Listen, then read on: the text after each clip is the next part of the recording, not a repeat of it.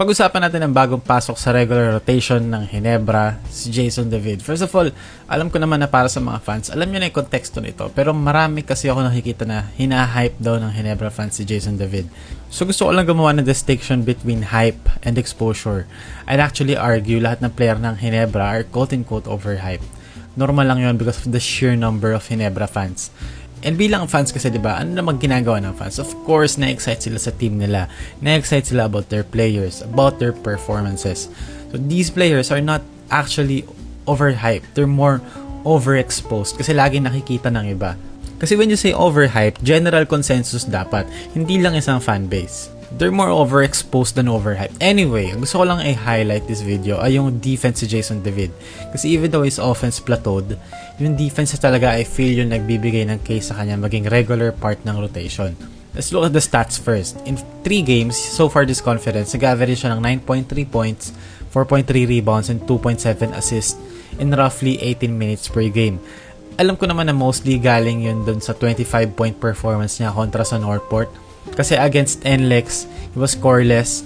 Tapos against Converge, 3 points lang. Pero defense talaga yung impact eh. Sa 3 games na yan, he also averaged almost a block a game and 1.3 steals per game as well. Very sticky siya as a defender. Hindi siya yung player na parang naturuan lang, if you know what I mean.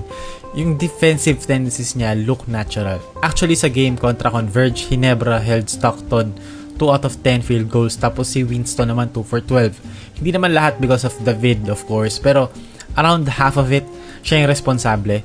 So let's look at the clips. Dito we can see yung pagiging natural niya defensively. Una, nag-juke siya dito to pinch the ball handler sa driving lane niya. Napwersa yung kick out. And then tingnan nyo yung screen navigation niya rito. Dumulas lang siya parang butter. And then stayed in front of his defender. Hands up. Vertical lang. Forced swerte into a difficult shot. And forced the miss. Dito again, sa approach pa lang, makikita natin dito, there's going to be a 45 cut and then a handoff para kay Winston. Pero tingnan nyo yung denial ni Jason David dito. Grabe, diba? Nakahawak din naman si Winston eventually. Pero again, good recovery from David under the screen, then forced the pass.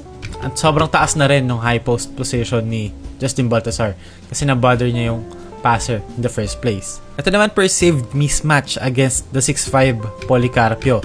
Tingnan nyo kung gaano kataas dito yung pagsalo ni Policarpio sa posisyon. Not really an advantage para kay Policarpio. Diba? Kasi kung nasalo mo yan deep inside or underneath, may advantage ka kasi mas malaki ka. Pero tingnan nyo si David. Dito pa lang, sa approach, nilalaro niya na yung defensive position. So, napwersa niya ng ganitong kataas si Policarpio. Then, tingnan nyo kung paano niya i-absorb yung contact. Ni hindi nga parang umurong. Ayun o. Forced Policarpio into a step back and then dahil good ball pressure eventually turned. Dito naman, speaking of turnover, Japet turnover, pero look at who's there. Sino yung bumaba? Wala nang iba kundi si Jason David, chase down block.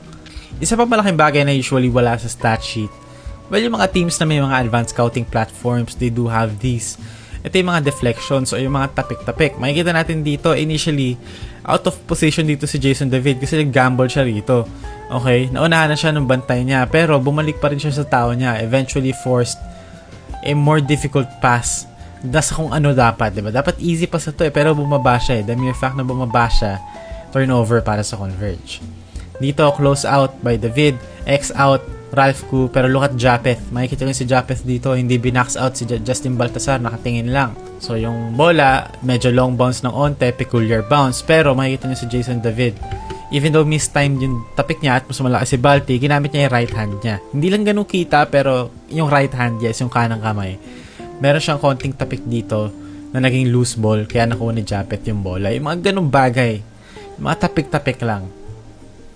Nag-a-add up kasi yan.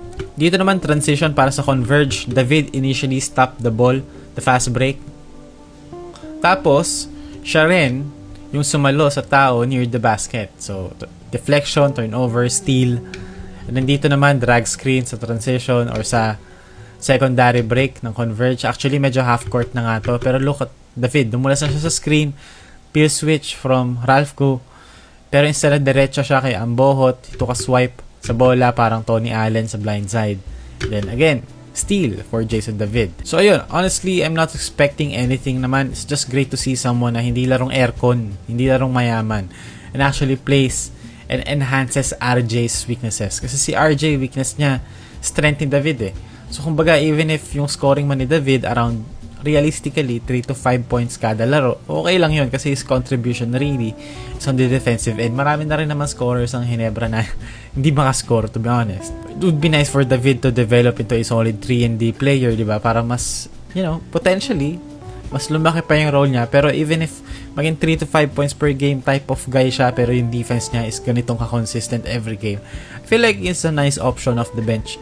And he really enhances RJ Abarrientos, which allows RJ to play freely. Kagaya nung sa Converge, diba? Medyo okay yung laro ni RJ. Kasi may Jason David doon na nagpe-play his ass off defensively and actually limiting Converge's guards.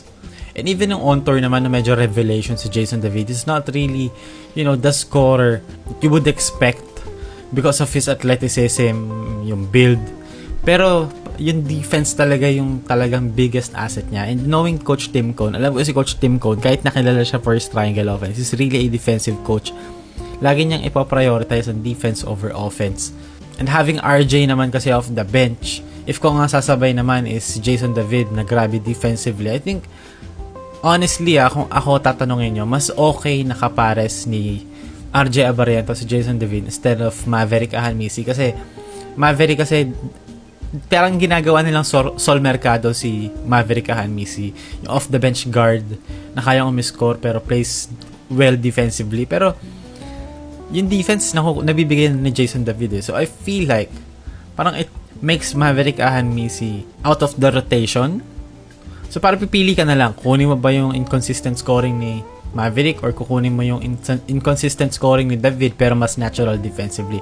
So it's a question din na Ginebra should ask themselves. Alam ko injured si Maverick ngayon kaya nakakalaro ng marami si David, pero it's really interesting for them kung anong gagawin nila moving forward kasi I feel like ang laking bagay ng defense si David. Maybe pagdating ng playoffs bababa rin yung laro ni David and they're going to go back to Maverick, pero we don't know. It's nice to see someone else fill the gaps, especially Jeremiah Gray, hindi na ulit nakapaglaro mula nung first start niya with Ginebra this conference. So, it's nice to see someone else stepping up and filling the minutes or the gaps that they need.